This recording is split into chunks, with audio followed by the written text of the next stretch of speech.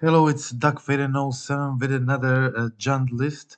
This time it's John the Dead Shadow, pretty um, old school deck list. I really adored playing before MH2 came out. This was my number one deck, as it was as competitive as it gets in that metagame, and very fun to play. Teamer Battle Rage and and when paired with this big guys, we're playing in this deck like Dead Shadow, Tarmogoyf, but especially Scourge of the Skyclaves can be pretty good and finish the game on the spot, and this happens really a lot. I think this is the great opportunity to play this deck right now because the solitude on online is at all-time low. Didn't play against the Solitude deck in weeks. I can't remember the last time I saw Solitude really in the league. So it's pretty rare. It's a pretty good opportunity to start playing this deck. But also, if you encounter Solitude, you have good ways to deal with it. Of course, there is 4 Cs in the main. There are plenty. Trying to beat your opponent with other creatures like Channeler, Goyf, Ragavan. Have a wide range of threats in this deck. Um, but also there is Torpor Orb, 2 Torpor Orb copies on the sideboard. Torpor Orb can really be helpful in the um, for in decks playing Fury, Solitude, and other pitch elementals. So, it can be also great in some against some other matchups that have creatures with a lot of ATB abilities.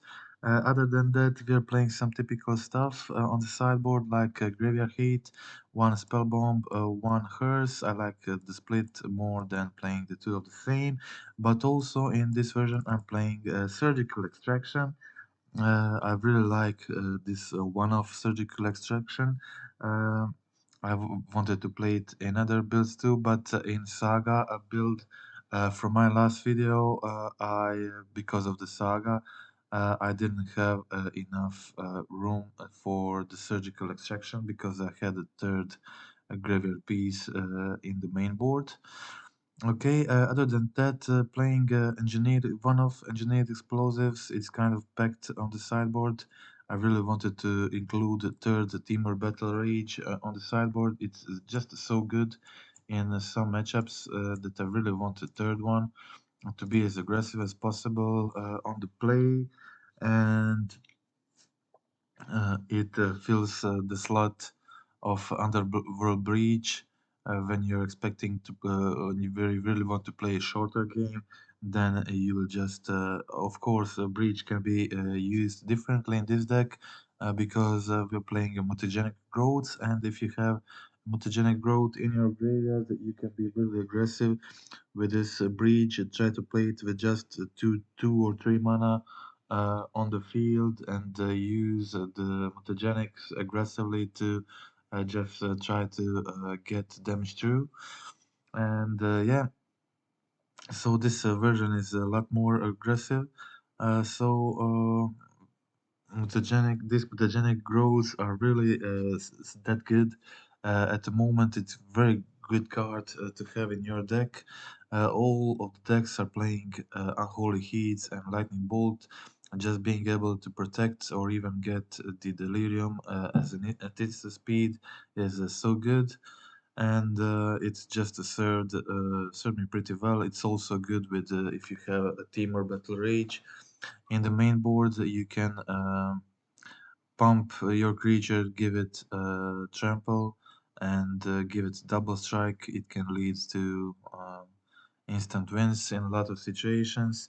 And other than that, playing some basic stuff, discard spells, some removal spells, um, some creatures, very good creatures, very aggressive, and as I said, battle rages and breaches. So, in comparison to my previous Gen Saga list from the last video. Sideboard is a bit different. I already explained the torpor orbs, already explained the surgical. Didn't have space in Saga list to include the surgical because I had a third graveyard hate piece in the main. Alpine Moons are again there. Really like the third Thermal Battle Rage. It can be pretty good when your plan is just to if you decide that some matchup is complicated if it gets to the mid game or longer game, playing the third battle rage can be a really effective way to try to finish the game early, as the scourge battle rage is kind of combo because when you first track your opponent, if you're low enough on life with the fetches and touches and stuff, the scourge will grow before the second strike, and then in that manner you can really get a lot of damage through in one shot. So yeah, well, other than that, some ancient grudges in this variant as additional graveyard artifact of hate. Um, I didn't play it in my saga list because I had more artifacts in that list supporting saga like Pitting Needle, of course, Havar Might in the main, stuff like that. So that's it. Just one terminate on the sideboard, no terminates in the main. Trying to beat Murktide with this version, just trying to be more aggressive than them, and that's it. Okay, so just one. I think one on the sideboard is good. I prefer the Temple Battle Rage. That's it. We are going to go through the league. This last league was really close to trophy, but didn't have luck in the last match against Hammer Time.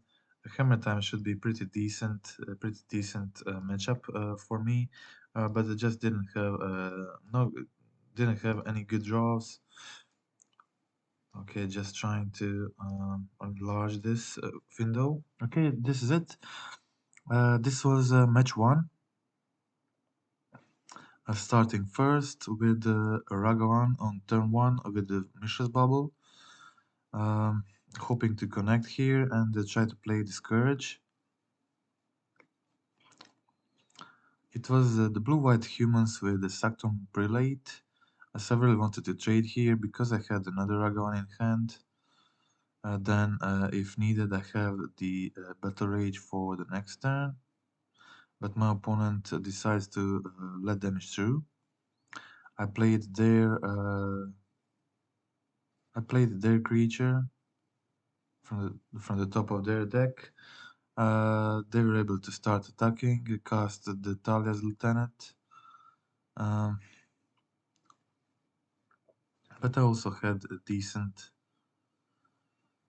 play here. Traded for their Talia's Lieutenant, which was pretty good for me, and then played the Scourge, which is pretty huge and can get even bigger with the Tamer Battle Rage in hand. I had the opportunity to play the Battle Rage here, but it wasn't lethal, and I thought it was best for me to just keep it for the next turn to go for the kill, because they had no chance of doing anything significant on the next turn. So I just went for attack. My opponent tapped out. I knew everything they had, so I just went for the Battle Rage and do like 20 damage to my opponent. That's it. That was game one. Yes, sorry, that was game one against Zori's humans.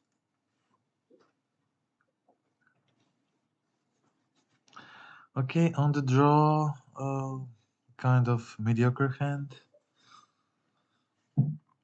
But of course, Glyph can be a pretty good blocker and get me towards the mid game, where then I can win. I decided to get rid of the Talis Lieutenant here in a situation where they had Auric Champion in hand. I had my Goif, so I was okay with every Auric Champion attacking me. I just wanted to stop them being very aggressive, so I got rid of the Talis Lieutenant. Then on turn 3, I used Colagans to kill both Weil and the Champion of Parish. So I was in a pretty good situation. I was able to attack. with Goif, and still had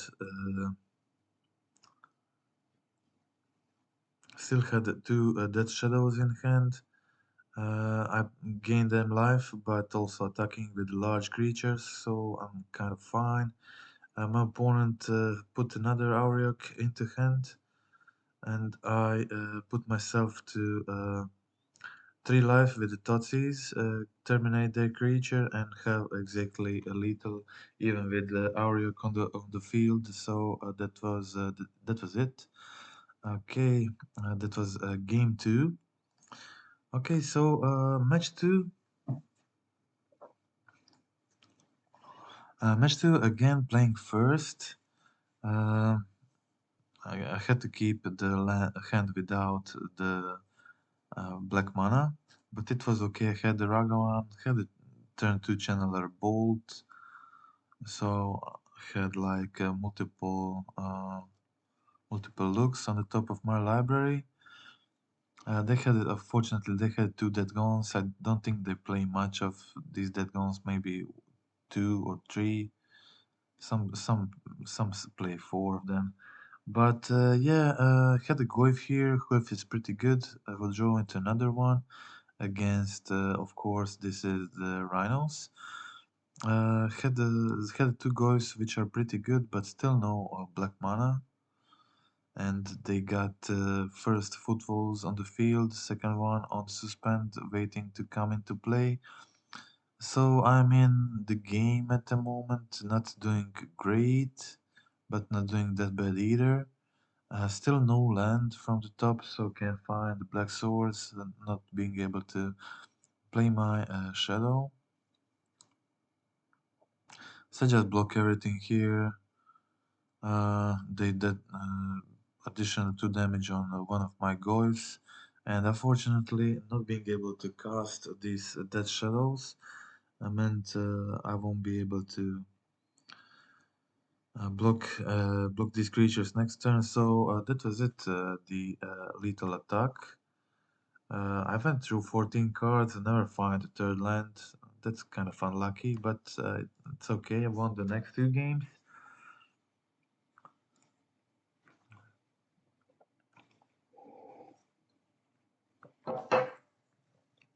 I had a one-off surgical, so basically I just need to let them resolve the first rhinos and then take out all of their rhinos.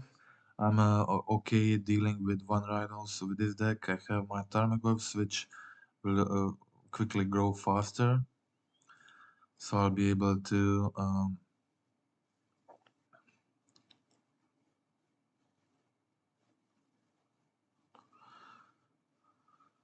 okay, I go do the damage, play the Goif.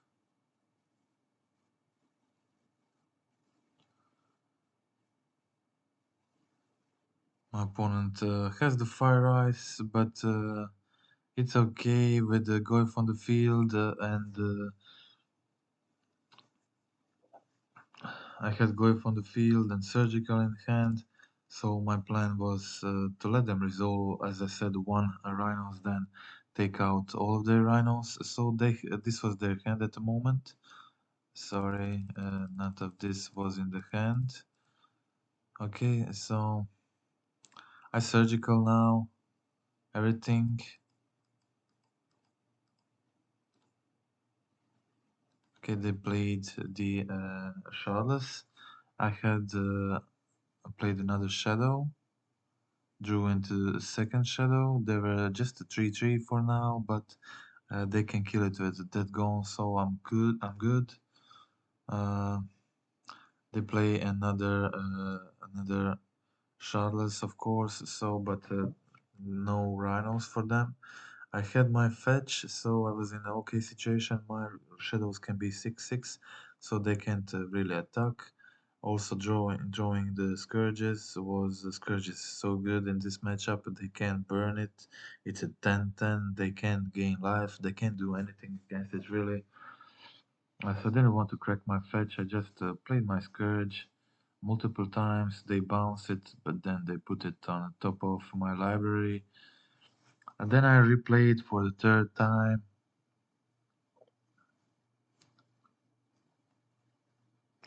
I just hold with my shadows back. Again, draw into Scourge, Plate. My opponent again bounced the Scourge. But still, I was okay. I didn't care much of them bouncing the Scourges because eventually I will play it and it will probably win the game. I even got to the second one, so I played both of them. They really can't get rid of these, so it's really problematic for them. And the only solution for them is Leyland Binding. They found the other one, but now I was able to attack. They had to block the Scourge, let the damage in, try to bounce my blocker, but I had to push for their token, so their attack with Shards doesn't mean much. Okay, they concede here. So it was time for game 3. Okay, Surgical won me the game 2. It was pretty good, and I was satisfied with my hand on satisfied my starting hand on in this game. So I had started with sorry Totsis. I discarded the outburst. This was their hand.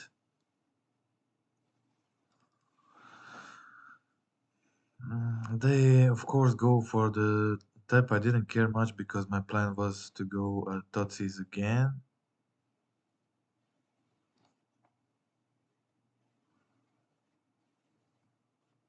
So this was still their hand. They had Borrower, they had Fire Ice, I think that gone. So I discarded the Shardless with the. So they decided to go for. Didn't use the Borrower to bounce my Goif on the attack, just the Fire Ice. Tap it, trying to draw. They're obviously trying to find second land. They had the Leyland Binding in hand. They had no white mana to kill my Goif. They find the third land, but it's just a gemstone currents. At this point, they have the violent. They can cast outburst, but nothing else. I had explosives on the field, so still, I should have probably gone. I had the second. I should have gone for Battle Rage turn before, but it didn't matter. I had just too much stuff going on, and I had kill this turn. So kind of my Battle Rage become unused. I should have cast it on the turn before they resolved the before they resolved to get the 10 damage in and then try to kill them next turn. I would probably be able to do so because I would have the explosives to kill their blockers and then deal the 5 damage with Goif and finish them off with Bolt, but it's okay. Had too much resources anyway and they were weak on mana, so that was it. Okay, that was game. That was match 2. We can go watch next game.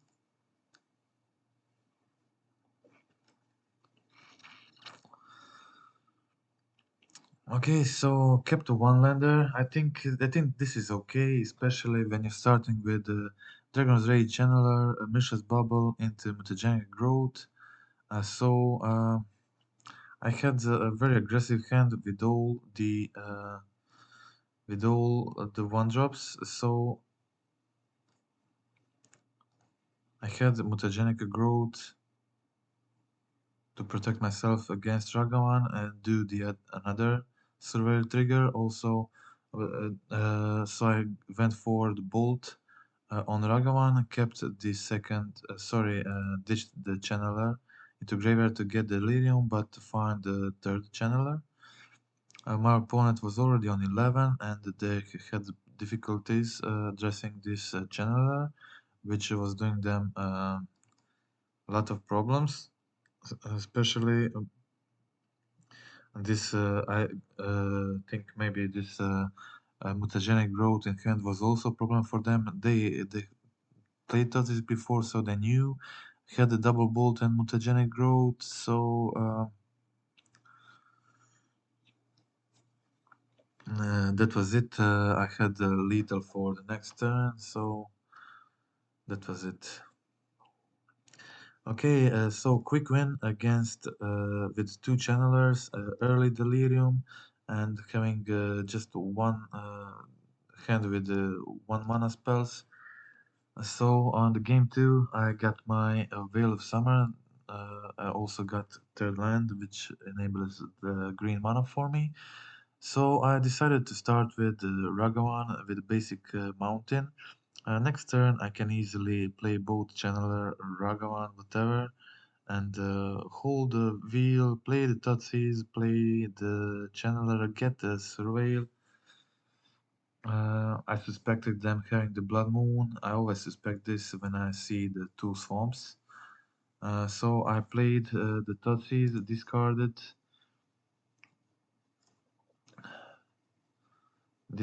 the Blood Moon. I I was glad they played the Undying, so I suspected them playing my Tutsis, so it was a good opportunity for me to use my Veil of Summer. Um, had another Ragavan, so I really wanted to do this trade.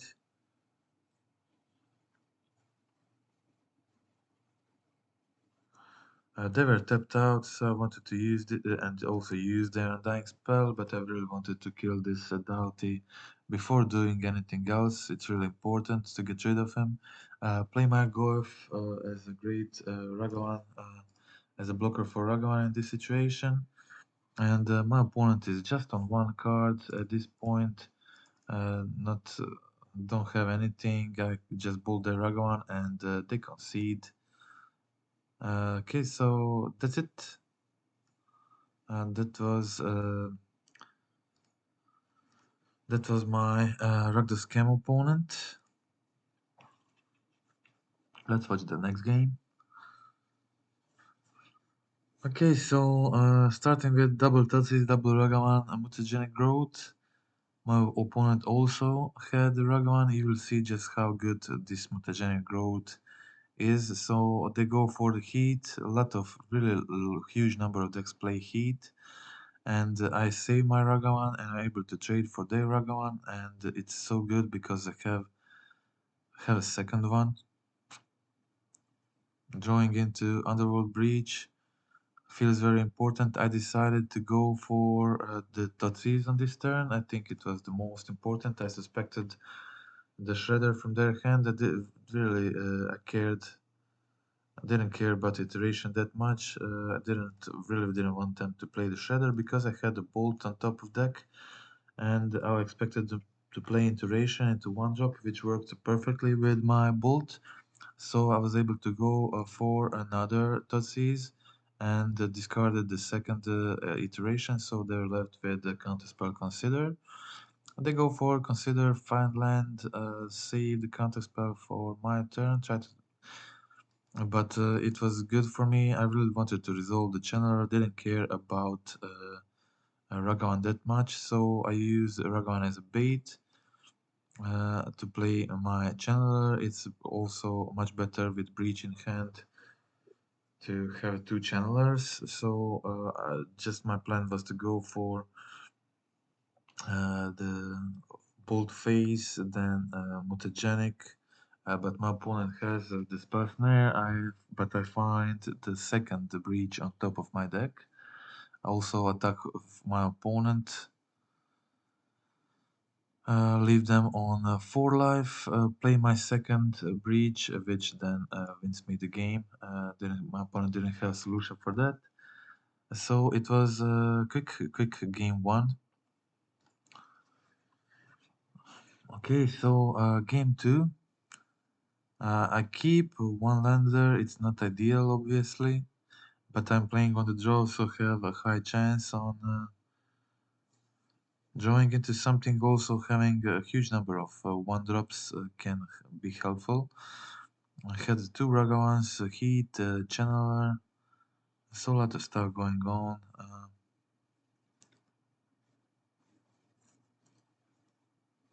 Unfortunately, didn't find the land, and my opponent went for the second shredder and the Ragavan. I, of course, went for heat in upkeep I really wanted to find that land. I really needed to start playing lands. I found the Lyrium, found the Bloodstained Mire, which was really important for me to stay in the game. Didn't want to play the second spell to trigger the Shredders, so I played just one. Luckily, they weren't able to double spell too, so their Shredders were pretty small, not doing very good job. Uh, I didn't want to double spell. I just wanted to use my best spell each turn, and only if I had some instant on their turn. Didn't have it, but Tarmogoyf was a decent tempo. In this situation, they got me down to 5 lives, so I didn't want to fetch because that would be lethal. So now I was able to attack with the Goyf, put them on 4, kill one of their shaggers in upkeep, and threaten with Shadow for next turn. And they had the Hearse with the iteration, but no land to play it. Now I'm able to put myself on 3. I didn't want to go below 3 because of the bolt, obviously, but I think, sorry, I think they didn't have bolt because they would probably attack with Shatter in that in case they had it, but they can maybe draw it next turn, so it's safer to go on 4. They tried to block with hers, but I used the command in response, and that was it. Okay, that was game 2, and you will see the last game against Hammer Time. It was just I think it was an unfortunate loss. I kept a bad hand on game 1. But I decided maybe I should have went for the channeler on turn 1. I didn't know what I'm playing against. Unfortunately, my opponent had both Memnite and Doctor. I decided to go for Inquisition. I think it wasn't a good decision at this moment. I really should have played with a channeler, so I'm able to get those surveils. I really suffered from bad draw, so now my opponent played skill and I decided to save my Ragavan. But my opponent had incredible top deck for the Saga. It was definitely the best card they could have had at this moment. And I knew I didn't have much place. I just wanted to find the removal of the top. But my opponent had Saga do all the job for them. I didn't do enough pressure before that, didn't get any damage through, so wasn't able to do much. They had a kill with Inkmot Nexus next turn, but they decided to go for a second construct and Cigar the equip. I was able to jump for a few turns, but my opponent was too high on life for me to do anything, so yeah, that was it. That was a loss in game 1 against Hammer Time. Just I was stuck on one land for too long. I missequenced my spells, didn't use them as perfect as I could. So yeah, it feels bad to lose last game.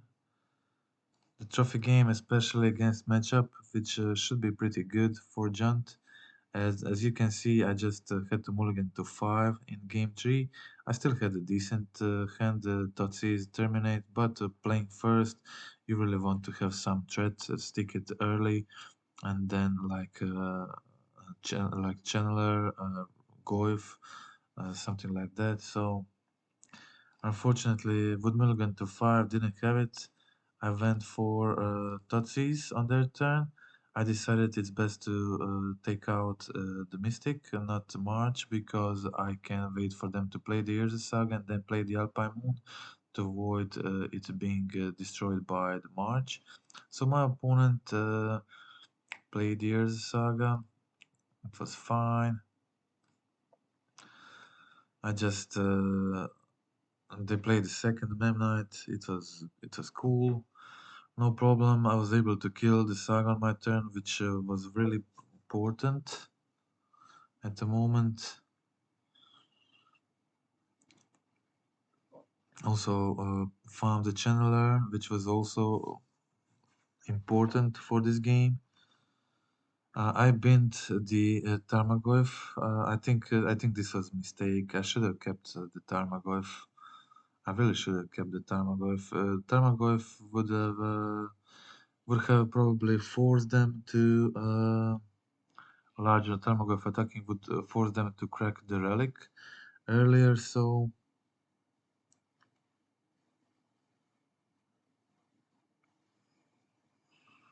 I think that was definitely a mistake. Now I only, in this situation, only had a 1-1 channeler, not doing any pressure. If I played the Tarmogoyf, it would already be 3-4 just by 2 cards in their graveyard, and they would be forced to crack it, and I would have a decent threat on the field doing a lot of damage. I got Shadow instead, but they still had, of course, that a March in their hand, so they were able to solve this. Uh, that were all the cards I knew. I just really wanted to do the surveil, find another good threat. So I just killed these Shadow Spear Mem Knights. Unfortunately, had to use cards to deal with them, which is not something I usually have to do. I went for another bolt. I got rid of the mountain from the top. And this is actually okay with Giganta as companion. In this situation, since Top Deck Wars only found the Battle Rage, unfortunately, which was useless for me in this situation without a stronger creature. And my opponent had these canopies. With canopies, find the cards that they needed, successfully preventing me from uh, drawing cards. So I had finally found the Tarmogoyf, but they had the Sanctifier and back at this point, and Relic on the field. So in case I try to use my Tamar Battle Rage, they just can exile the Relic, and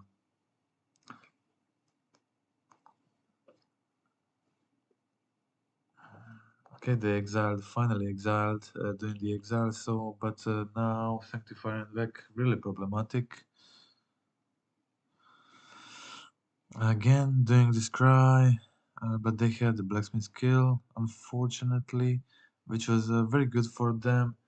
So, because of that, they were able to put me in a pretty awkward spot. Now, finding this Temur Better Rage and Double Breach obviously pretty bad in this situation, while they had only good top decks. So, I lost this time. Just, I think there was no luck in. This was the only breach in my. I played just one. Sorry, you will see. At this moment, I only had one breach in the deck, and I think only one battle rage.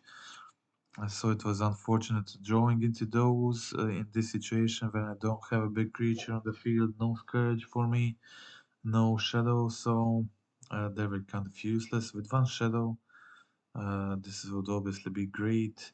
It is what it is, so we weren't able to win this. I think Hammer Time is usually a pretty good matchup for probably all June decks, but also this one, packing a really good hate cards on the field, Ancient Grudges, Call Against Comment, Alpine Moons, also Terminate, useful, and Engineered Explosives. All of these cards are pretty good in this matchup.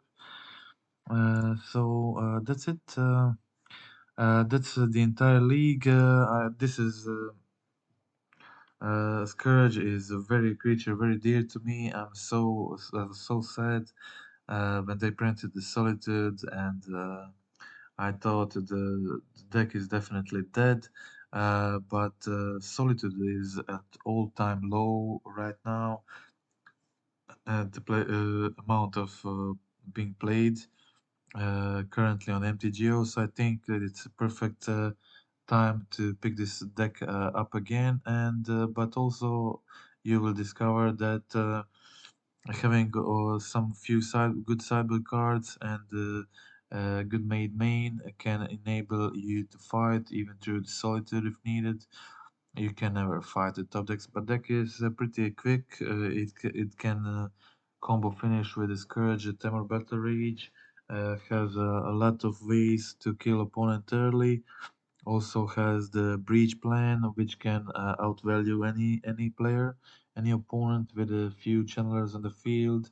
And the Breach, you can replay those Mishra's Bubble numerous times and just draw the entire new hand in the mid and the late game, even in the early game sometimes. Okay, but that's it. This is the second June list in a row on my channel. I really enjoyed playing both of these lists, Jund Saga and Jund Dead Shadow. Jund Saga, I think it's definitely a stronger deck and that has really great grind potential, but also aggressiveness in the early turns with a very large goif due to having so much great number of different permanents. When you surveil, you just get very good surveils and being able to aggressively make delirium early feels so good. But I really like this version too, because mostly because of this mutagenic growth and it's very useful use in the early turns and then being able to finish the game with it with the breach. I think it's very powerful, very powerful effect to have at the moment. And I think this version is more fun. This Tamer Battle Rage is so good in the right situation with Scourge, Goif, Death Shadow. Just incredibly fun way to combo kill your opponent in one shot. And I've really enjoyed this league and being able to do some crazy stuff with the battle rage. Very interesting games. Um, some aggressive, some grindy. With Channeler trying to find the right card to win, and he usually does because he's so good. And that's it. I already commented on sideboards and some main board inclusions, and I really like the list, like it is also the Jan Saga list from the previous video. I think they're pretty similar, but this one trying to be a bit more aggressive, and the other one trying to include the mid-range grindy plan too, but also very successfully. And that's it. Okay, so I hope you like the video. If you want to help the channel, click the subscribe, click the like button, and that's it until the next time. Okay, bye.